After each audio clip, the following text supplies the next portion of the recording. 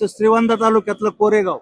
आता तुम्ही इतक्या दूर आला, तुम्ही मनोज जरांगे साठी आला या आरक्षणासाठी आला? बरोबर त्यांसाठीच आलो ना. मला आरक्षणासाठी नाही आला तुम्ही? हा? आरक्षणासाठी नाही आला? अहो आरक्षणासाठीच आलो ना. मला भलं त्यांच्यासारखं उपोषण नाही करता येणार, पण मी इथं बसून तर राहणार.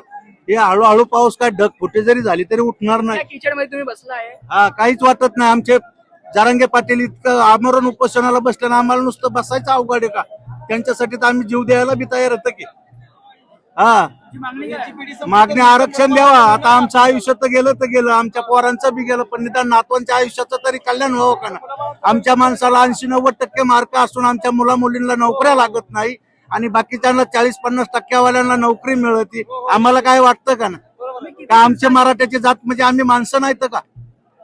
तुम्ही किती दिवसा इतक्या किचड मध्ये बसणार? अहो, जोपर्यंत जरांगे पाटील बसते तोपर्यंत बसणार. भले उपोषण नाही मला करता येणार, पण इथं बसून तर जरूर राहणार.